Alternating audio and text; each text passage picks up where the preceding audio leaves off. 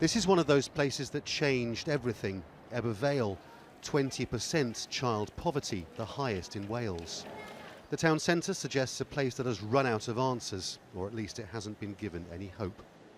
63% here voted out of Europe, and a week on, they still carry the conviction. They could have done a lot more for other people, homeless, things like that, they didn't. Down the road, there used to be a steelworks, which in the 1950s supported 15,000 jobs. By 2001, it was owned by an Anglo-Dutch company, which decided it was too expensive, moved production to the Netherlands and closed it. The European Union stepped in to provide money for a college and other things.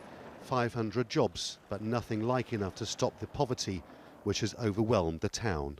In the week since the referendum, many people who wanted to stay inside the European Union have said, how can it possibly be that communities like this, which would have been on life support were it not for EU funding, could possibly have voted to leave? Well, one answer appears to be that it was globalisation, the sort of free trade as endorsed by the European Union, that did for the steelworks here, and even valiant attempts to try to paper over the cracks simply haven't created anything like as many jobs.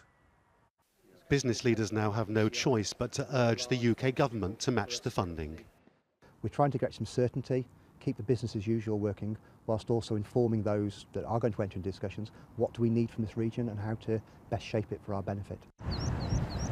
And so the big question here, will a UK freed from supposed European constraints be prepared to protect things like the Port Talbot steelworks hanging on by its fingertips, and where next week 750 people out of 6,500 will walk out for the last time after being made redundant? The Brexit campaign said explicitly it would speak for these forgotten communities, though the unions are unconvinced it will make any difference in a globalised economy.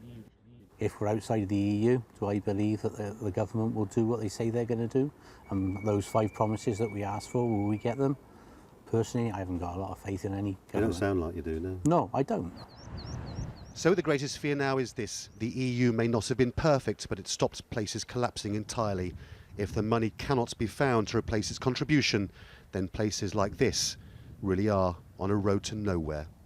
Laurence, Al Jazeera in South Wales.